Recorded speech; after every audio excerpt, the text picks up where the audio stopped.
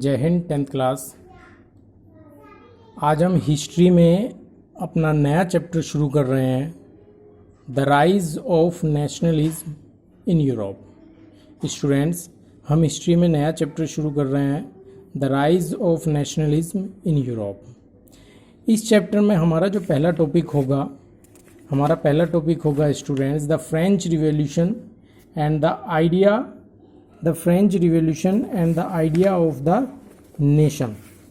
The French revolution and the idea of the nation हमारा पहला topic होगा student, the French revolution and the idea of the nation. देख सकते हैं आप, the French revolution and the idea of the nation, ये हमारा पहला टॉपिक है स्टूडेंट्स।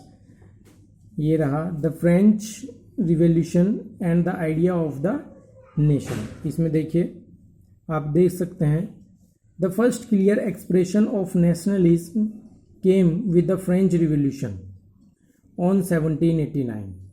राष्ट्रवाद की पहली स्पष्टता 1789 में फ्रांसीसी क्रांति के साथ हुई।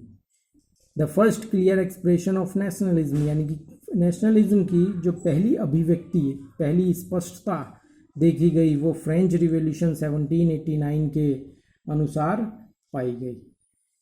France,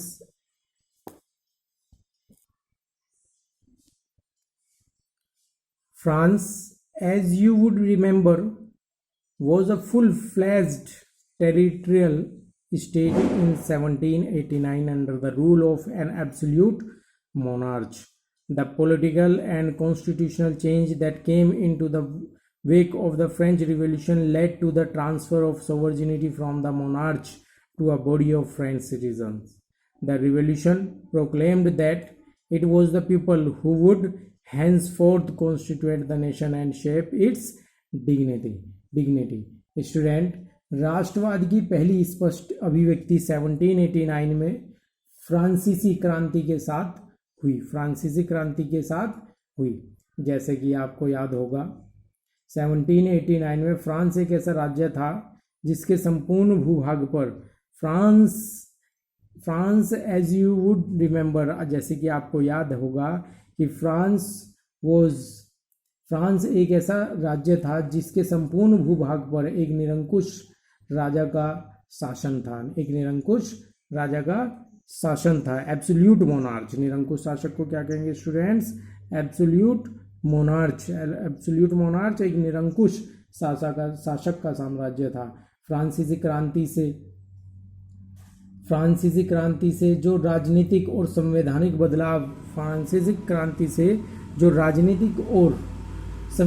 बदलाव हुए, उनसे प्रभुसत्ता राजतंत्र से निकलकर फ्रांसीसी नागरिकों के समूह में हस्तांतरित हो गई। जो संवैधानिक बदलाव फ्रांस की क्रांति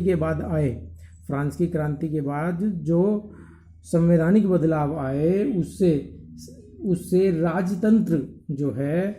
राजतंत्र फ्रांसीसी नागरिकों के हाथों में चला गया। क्रांति ने घोषणा की कि अब लोगों द्वारा राष्ट्र का गठन होगा और वे उसकी नीयत तय करेंगे। क्रांति ने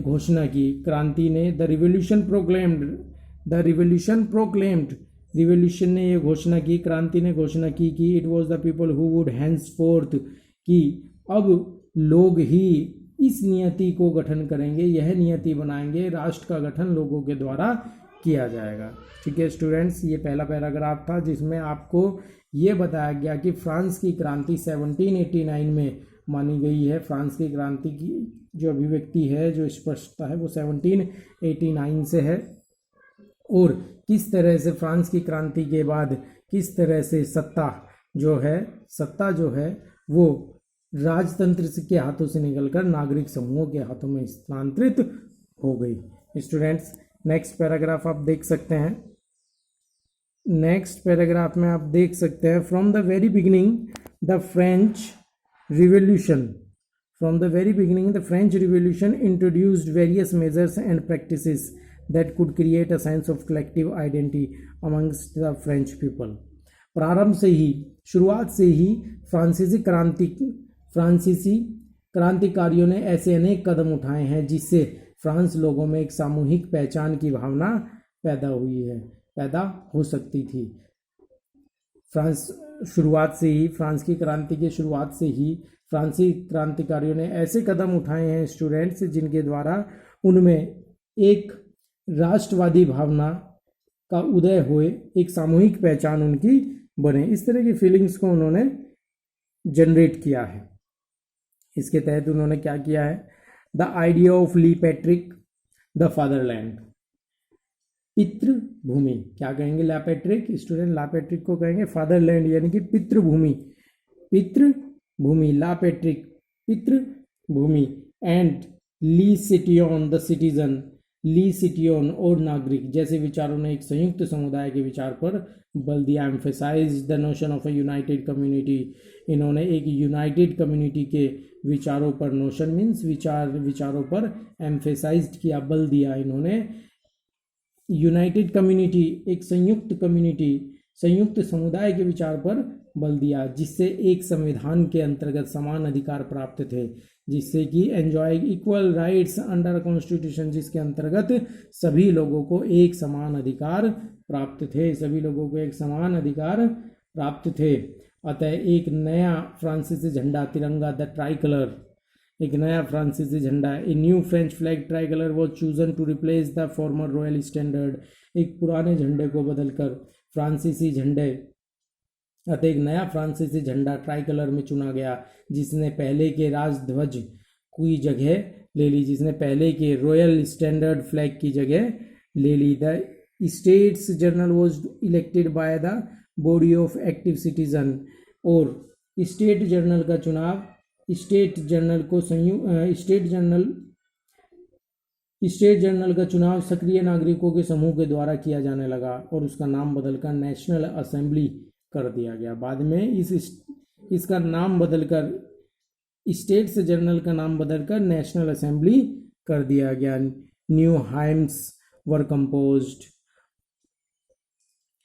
new hymns were composed, oaths taken and martyrs commemorated. State General का चुनाव सक्रिय नागरिकों के समूह द्वारा किया जाने लगा, और इसका नाम बदलकर नेशनल असेंबली कर दिया गया है। नई हाइम्स, हाइम्स मीन्स गीत, कथाएं, नई कथाएं, नया राष्ट्रगीत बनाया गया। शपथ, ओथ बोलते हैं स्टूडेंट शपथ को, शपथ ली गई, शहीदों का गुणगान हुआ, और ये सब राष्ट्र के नाम पर हुआ, और इन सभी को किसके नाम पर? राष्ट्र के नाम पर किया जाने लगा। इन सभी को राष्ट्र के नाम पर किया जाना। What put a place it formal uniform लाज फॉर ऑल द सिटीजन्स, और सभी नागरिकों के लिए एक तरह की न्यायिक व्यवस्था लागू की जाने लगी। And a uniform system of weightage and measures was adopted, मापन का एक यूनिफॉर्म सिस्टम सभी के द्वारा लागू किया जाने लगा। Regional dialects were discouraged and French as it was spoken and written in Paris become the common language of the nation. आयात निर्यात शुल्क समाप्त कर दिए गए, और भार तथा नापने की एक समान व्यवस्था लागू की गई। क्षेत्रीय बोलियां जो होती थी उनको खत्म किया जाने का प्रयास किया जाने लगा। रीजनल डायलेक्ट्स, रीजनल डायलेक्ट्स किसको बोलते हैं स्टूडेंट? क्षेत्रीय बोलियां। क्षेत्रीय बोलियों को डिस्करेज्ड किया गया, उनको हतोत्साहित किया जाने का प्रयास किया गया, और पेरिस में फ्रेंच जैसी बोली और लिखी जाती थी। पेरिस में फ्रेंच जैसी बोली और लिखी जाती थी, वही राष्ट्र की साझा भाषा बन गई। यानी कि पेरिस में जो फ्रेंच भाषा बोली व लिखी जाती थी, वही पूरे देश की कॉमन लैंग्वेज बन गई, यानी कि देश की कॉमन लैंग्वेज बन गई। स्टूडेंट्स, ये दूसरा पैराग्राफ था। तीसरे पैराग्राफ की तरफ बढ़ते हैं। The revolutionaries further declared that it was the mission and the destiny of the French nation to liberate the people of Europe from despotism. In other words, to help other peoples of Europe to become nation. क्रांतिकारियों ने students the revolutionary further declare, क्रांतिकारियों ने यह पहले ही घोषणा की कि फ्रांसीसी राष्ट्र का यह भाग्य और लक्ष्य था कि वह यूरोप के लोगों को निरंकुश शासकों से मुक्त कराएंगे। रिवोल्यूशनरीज ने पहले ही डिक्लेयर कर दिया था कि वे निरंकुश शासकों से राष्ट्र को मुक्त कराएंगे। दूसरे शब्दों में फ्रांस यूरोप के अन्य लोगों को राष्ट्र में गठित होने में मदद देगा। दूसरी ओर उन्होंने यह भी घोषणा की थी कि यूरोप के दूसरे जो देश हैं उनको भी नेशन, अपना राष्ट्र बनाने के लिए उनकी मदद करेगा। सो स्टूडेंट्स, आप इसको पढ़ेंगे, समझेंगे, ठीक है। जय हिंद।